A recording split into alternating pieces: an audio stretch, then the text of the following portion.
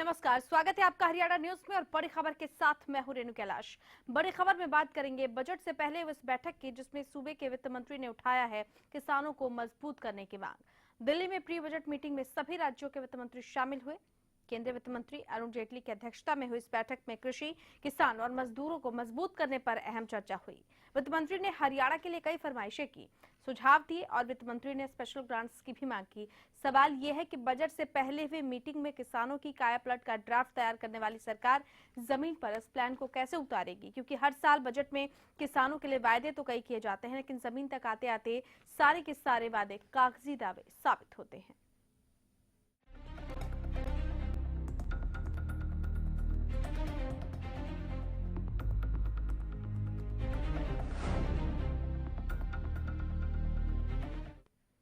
तो इस बजट से हरियाणा को बेहद उम्मीदें हैं। एक तरफ बुनियादी ढांचा बदलने की मांग उठाई जाती रही, तो अब सूबे में विदेशी निवेश लाने के लिए सरकार सरपट कोशिशें कर रही है। बदलाव के लिए पहली सीढ़ी माने गए किसान को क्रय शक्ति देने की बात तो समझ आती है, लेकिन ये क्रय शक्ति कैसे मिलेगी, ये बड़ा सवाल है।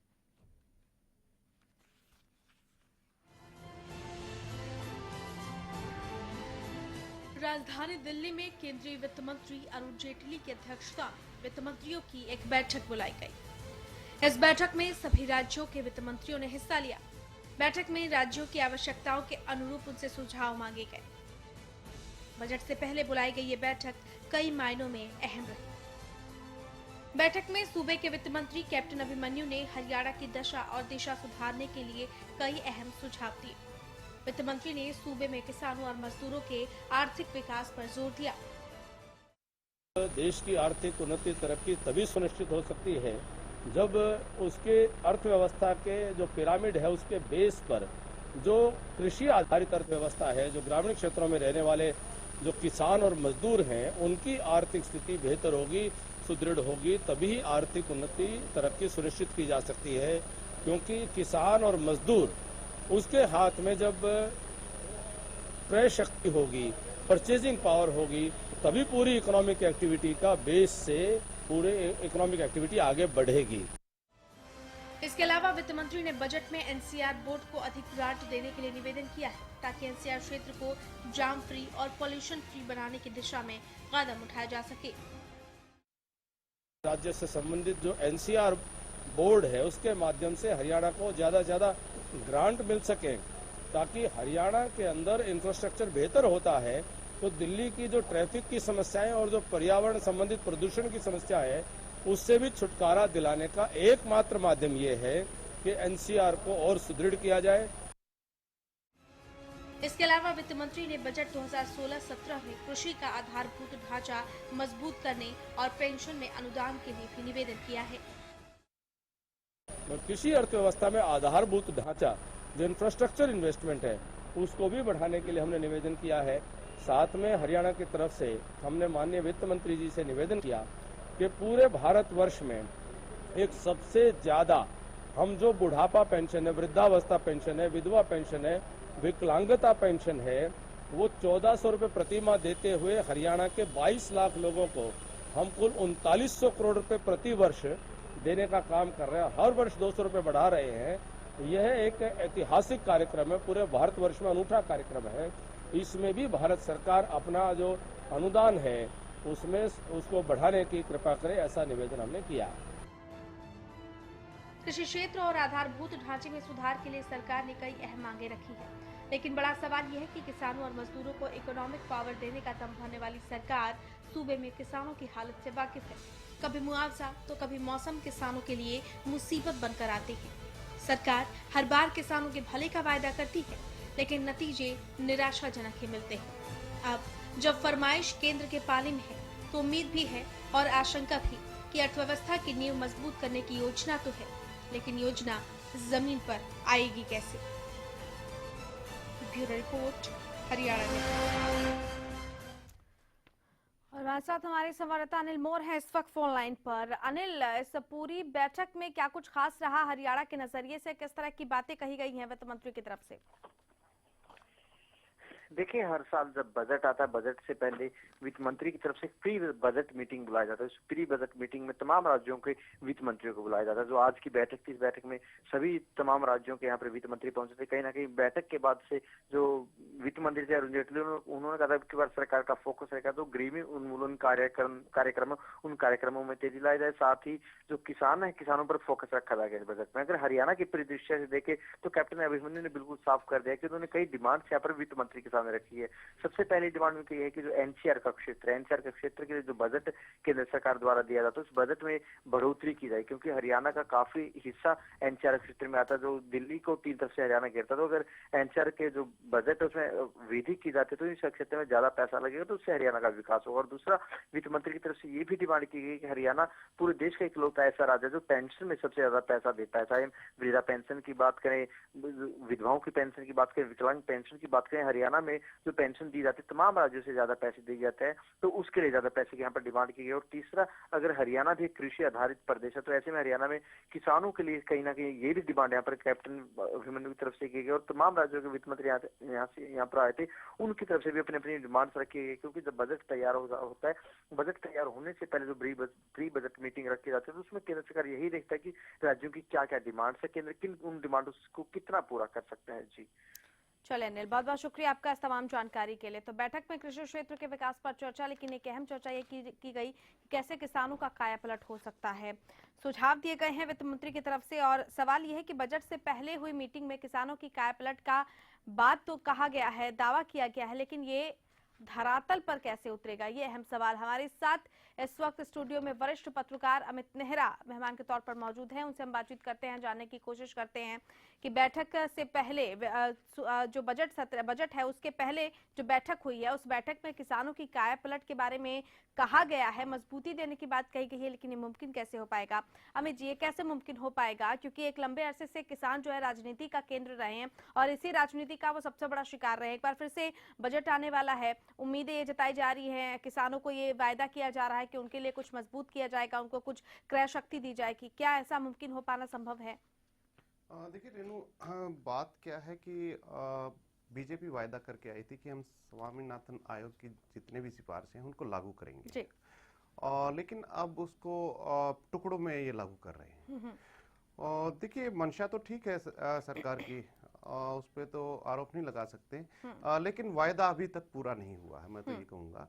और आज जो मीटिंग हुई थी तो स्पेशली किसानों पे अगर रुख रखा है तो अच्छी बात है। देखिए, हरियाणा और पंजाब दो ऐसे राज्य हैं जिसको अन्न का कटोरा कहा गया है, और यहाँ का अन्नदाता अगर बदहाल होगा तो देखिए स्थिति पूरे देश के लिए चिंताजनक हो जाती है। और सबसे बड़ी बात यह है कि पिछले 3-4 दिन पहले हमने चर्चा की थी कि सुप्रीम कोर्ट ने पूछा है कि अभी तक सूखाग्रस्त क्यों नहीं घोषित किया गया हरियाणा को। तो ऐसे में ये बैठक और भी ज्यादा महत्वपूर्ण हो जाती है। हालांकि वित्त मंत्री अभिमन्यु ने ये पक्ष नहीं रखा, जहां तक मुझे पूरा इस बारे में ज्ञान है आज की बैठक में, लेकिन ये मुद्दा भी रखा जाना चाहिए था कि हरियाणा एक सूखे की स्थिति से गुजर रहा है और हम किसानों को इसके बारे में पैकेज देंगे, तो उसके बारे में भी विचार होना चाहिए था। बाकी तो सारा जो बात है वो अभी पैकेज में दिखाई ही। यानी पूरे तरीके से अभी कुछ चीजों पर अमली जामा सूबे की सरकार ने खुद नहीं पहनाया है, और आगे बढ़कर बातें करने की ये मंशा अच्छी है, जैसा आपने भी कहा कि मंशाएं तो अच्छी हैं, लेकिन क्या बेहतर नहीं होता कि जो पिछली योजनाएं हैं वो पहले पूरी कर ली जाती?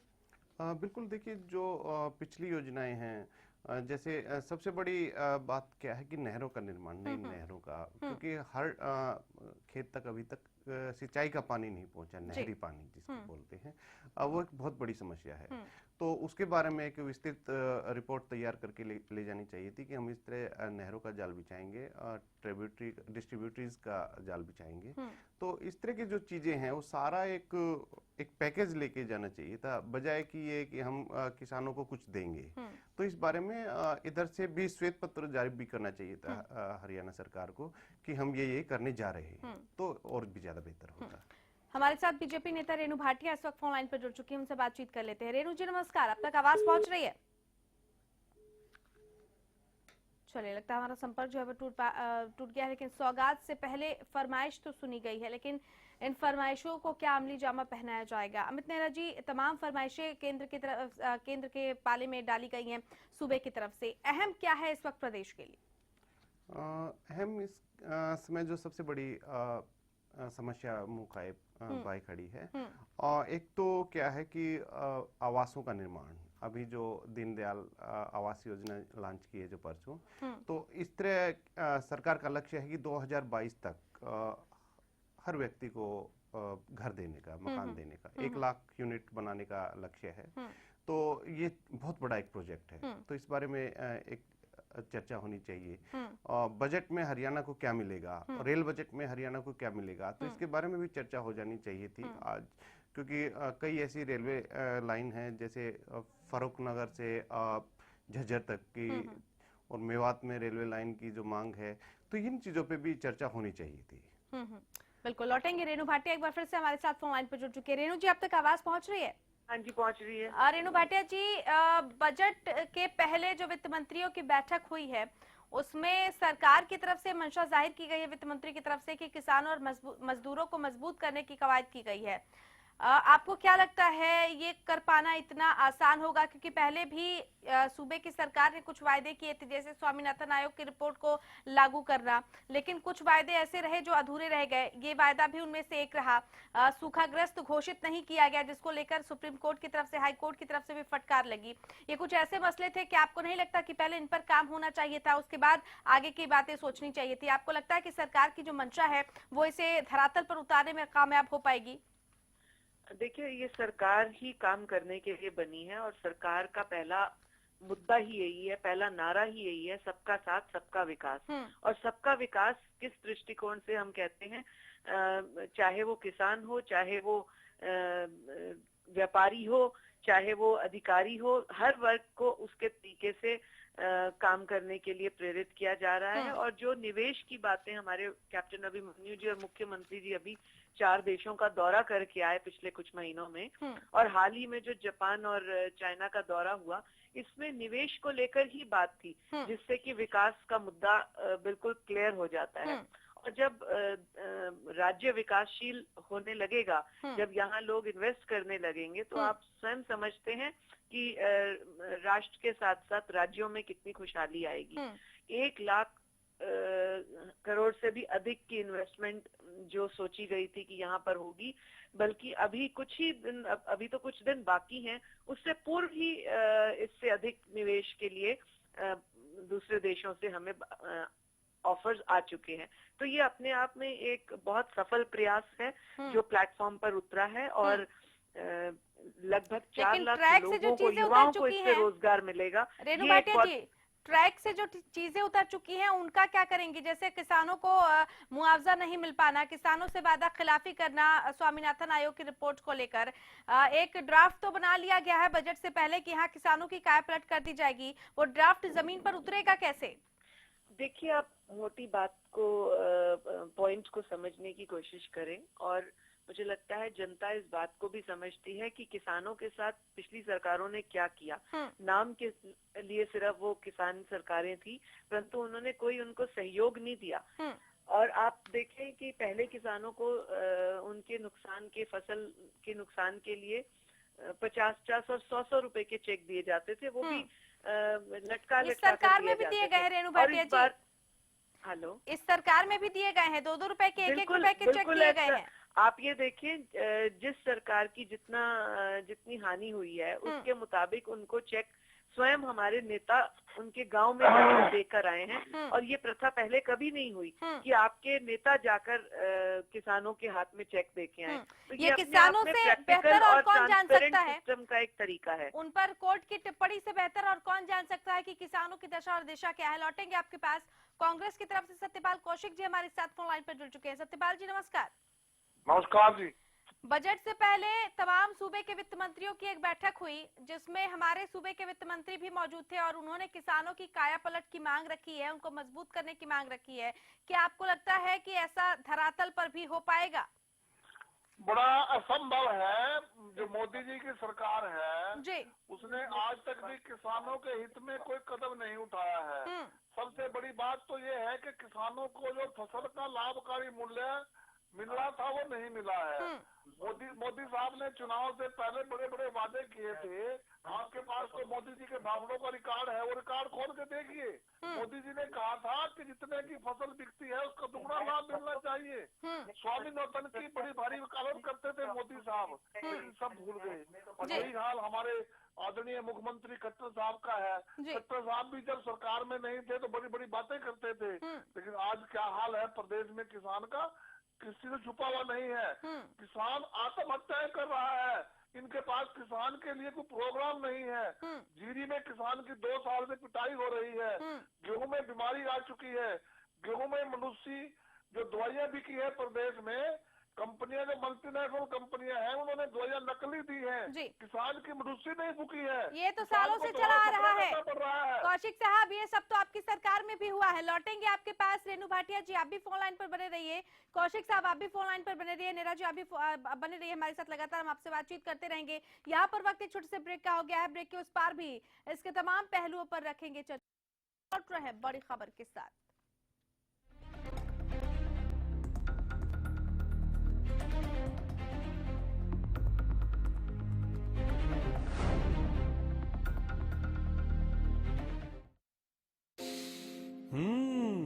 वो कौन है जो खुशबू लाता है, स्वाद बढ़ाए खाने में और सेहत बनाता है।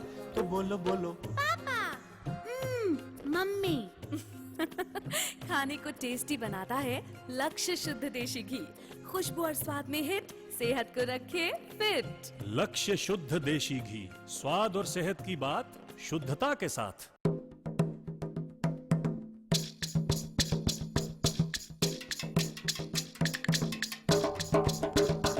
मैं आपका धर्मेंद्र आप सबको इनवाइट करता हूँ। आइए देखिए सूरजपुर मेले के रंग मेरे संग। First wish pregnancy test kit अब घर बैठे माँ बनने की खुशी को करें पक्का, सिर्फ 5 मिनटों में। अब आपकी first wish help ready first wish. वो कहानी जिसमें परालौकिक शक्तियों का जिक्र है, एक ऐसी कहानी जिसमें न जाने कितने ही राज छुपे हैं। आखिर क्या है दुनिया का सबसे पेचीदा रहस्य?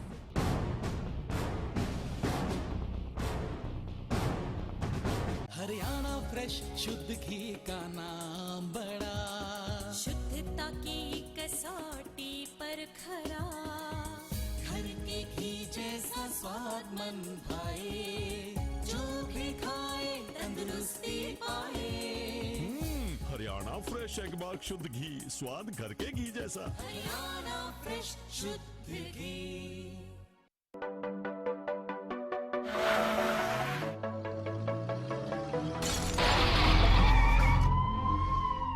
हेलो भैया, सोनीपत के पास जीटी रोड पर हमारा एक्सीडेंट हो गया है। आपको तो पता है ना, प्रिया प्रेग्नेंट है। डोंट पैनिक, हम दिल्ली आ रहे हैं। दिल्ली नहीं, फिम्स हॉस्पिटल सोनीपत जाओ, वहाँ सारी फैसिलिटीज हैं।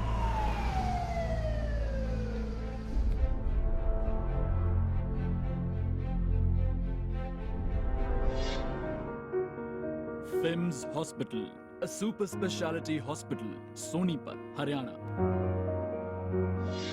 FIMS hospital, nurturing life। सरकारी नौकरी मिलती नहीं या आप लेते नहीं, बेरोजगार रहने के 2 कारण हैं। या तो आप कोशिश नहीं कर रहे या आपकी दिशा गलत है। सरकारी नौकरी कैसे पाई जा सकती है, देखिए हमारा खास कार्यक्रम कैसे पाएं सरकारी नौकरी, हर रोज दोपहर 2:30 बजे।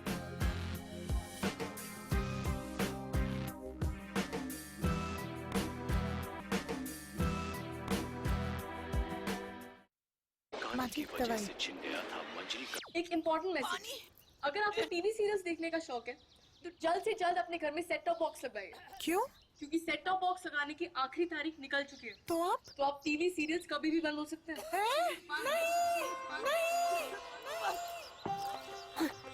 नहीं, सीरियल्स के बिना दिन कैसे कटेंगे हमारे? आप ही बताइए ना, कौन सा सेट टॉप बॉक्स लगवाए?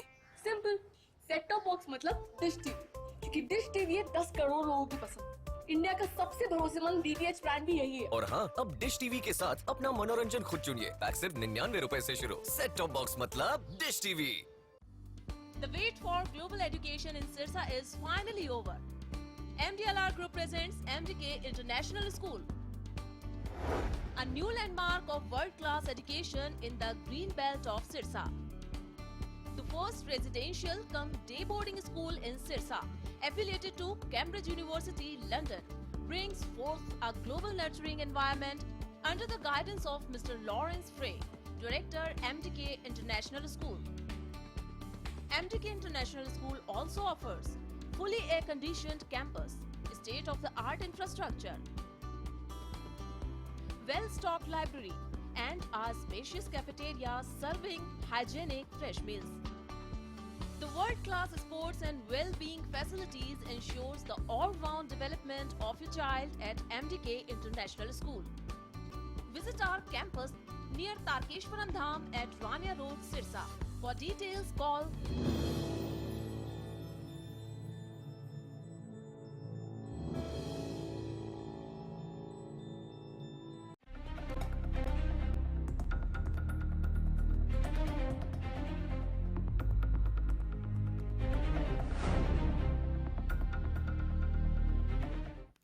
हरियाणा मांगे मोर की बात कर रहे हैं। बजट के पहले वित्त मंत्रियों की बैठक में हरियाणा की तरफ से भी कुछ मांग रखी गई है। खासतौर पर किसानों को केंद्र बिंदु रखा गया है, उनको मजबूत करने की, उनकी काया पलट करने की मांग रखी गई है। इस विषय पर हम चर्चा कर रहे हैं। हमारे साथ खास मेहमान स्टूडियो में मौजूद है वरिष्ठ पत्रकार अमित नेहरा। अमित जी, क्रय शक्ति देने की बात सूबे की तरफ से कही जा रही है। वित्त मंत्री ने ये कहा साफ तौर पर, कैप्टन अभिमन्यु ने, कि क्रय शक्ति जब तक नहीं दिया जाएगा किसानों को, किसी भी प्रदेश का विकास नहीं हो सकता है। क्रय शक्ति दिए जाने की बात समझ आती है, लेकिन ये क्रय शक्ति मिलेगी कैसे किसानों को उस प्रदेश में जहां पर उनको 1-1 रुपए 2-2 रुपए का चेक दिया जाता है, उनकी कोई सुनवाई नहीं की जाती है और सूखाग्रस्त है, कहीं मौसम की मार है, कहीं कुछ हो जाता है जिस पर सरकारें संजीदा नहीं होती हैं, वो आत्महत्या तक करने को मजबूर है। कैसे मजबूती मिलेगी? बड़ा अच्छा सवाल किया आपने जी। देखिए, बात क्या है कि केंद्र से पैसे भी मिल जाएंगे और जितनी ये अगर डिमांड करते हैं उतने अगर पैसे मिल जाएं, लेकिन इम्प्लीमेंटेशन जो बात आती है, जहाँ क्रय शक्ति बढ़ेगी, सारा विकास होगा किसानों का, वहाँ पे हरियाणा सरकार कहाँ खड़ी है। मैं 2-3 उदाहरण दे के बताऊंगा कि क्या है मामला सारा। देखिए, पिछले साल मार्च में कृषि मेला लगा था और वो प्रदेश स्तर पे नहीं थी उसकी तैयारी, बल्कि उसकी एक राष्ट्रीय स्तर पे तैयारियां की गई थी। कृषि मेला कहाँ लगाया? गुड़गांव में, जहां कृषि का दूर दूर तक कोई नाता नहीं है, ठीक है ना। अस्थायी रूप से यहाँ पे एक पंडाल बनाए गए 3, और वो भी एसी, एयर कंडीशन। इस पूरे तामझाम में लगभग 15 करोड़ रुपए फूंक डाले गए, ठीक है ना। और वहाँ जहाँ किसान होने चाहिए थे, वहां से रोडवेज की बसों से उनको फ्री में लेके आया गया, यहाँ लाया गया, खाना खिलाया गया, फिर वापस लेके जाया गया। देखिए, बेहतर ये होता कि जहाँ पे वो किसान हैं, कृषि होती है, वहां पे लगाया जाता। यहाँ कोई तुक ही नहीं थी। और दूसरी बात, कृषि विश्वविद्यालय हिसार से भी टीमें आई हुई थी। किसान यहाँ पे आ रहे थे और देख रहे थे कि नई वैरायटी कौन सी आई है। जब वो बीज मांग रहे थे कि हमें ये चाहिए 1 एकड़ के लिए, 2 एकड़ के लिए, तो उनको जवाब मिल रहा था कि इसके लिए आपको हिसार आना पड़ेगा। आप मेरी बात समझ रहे हैं? बिल्कुल। अगर इनको मेला लगाना ही था तो हिसार में ही क्यों नहीं लगाया? बिल्कुल। और यहाँ लगाया था तो आपने बीजों को उपलब्ध क्यों नहीं कराया? किसानों को सारा तामझाम किस लिए था? तो ये सारा का सारा क्या है कि मनसा क्या थी, वो जो बजट हड़पने वाली, मैं कहूंगा एक तरह से, जो 15 करोड़ रुपए, 20 करोड़ रुपए जो भी उस पर खर्च आया था, अगर वो वास्तव में किसानों को दे दिए जाते तो थोड़ा बहुत भला होता, प्रदेश का भला होता, किसानों का भी भला होता। दूसरी तैयारी देखिए आप, पिछले साल केंद्रीय कृषि मंत्रालय ने एक रिपोर्ट बना के भेजी कि यहाँ पे सूखे के हालात नजर आ रहे हैं, जो फोरकास्ट है। और फोडर बोलते हैं पशु चारे को। कौन सा पशु चारा किस क्षेत्र में हरियाणा के ठीक रहेगा उगाने के लिए, उसके लिए 17 पेज की एक रिपोर्ट भेजी गई थी। उसमें यह भी बताया गया था कि कौन सा उगाना है, क्या करें क्या ना करें, सारी एक कंप्लीट बुकलेट भेजी गई थी। बहुत अच्छा काम किया था कृषि वैज्ञानिकों ने पे। वो अब मार्च माह में डायरेक्टरेट में आ गई थी एग्रीकल्चर डायरेक्टर हरियाणा में, लेकिन वहां पे 2 महीने तक वो फाइल धूल चाटती रही। उस पर किसी ने संज्ञान नहीं लिया, ना कृषि मंत्री ने संज्ञान लिया, ना डायरेक्टर एग्रीकल्चर ने संज्ञान लिया। जब वो देखा गया तो सारी जो डेट्स है वो निकल चुकी थी, वो सारा व्यर्थ गया जो हमारे कृषि वैज्ञानिकों ने खून पसीने से तैयार किया था बहुत जल्दी। तो इस तरह की जो चीजें हैं, तो ऐसे में देखिए गंभीरता अगर नहीं दिखाई गई तो कैसे उत्थान होगा किसानों का। तो गंभीरता दिखाई जानी चाहिए, सरकार को संजीदा होना चाहिए, लेकिन विडंबना इस प्रदेश की यही है कि वायदे किए जाते हैं, फिर उन वायदों से मुकर लिया जाता है, उसके बाद फिर वायदे किए जाते हैं और फिर उन वायदों से पलटी मार ली जाती है। बहुत बहुत शुक्रिया इतने राज्य इस खास चर्चा में शामिल होने के लिए। तो देखना यही होगा कि एक बार फिर से किसानों को मजबूत करने की बात कही गई है, प्रदेश को कुछ और ज्यादा देने की बात कही गई है, लेकिन क्या प्रदेश को इसका फायदा मिल पाएगा, क्या किसान वाकई मजबूत होकर उभर पाएंगे, ये देखना दिलचस्प होगा। इसी के साथ बड़ी खबर में फिलहाल इतना ही। नमस्कार।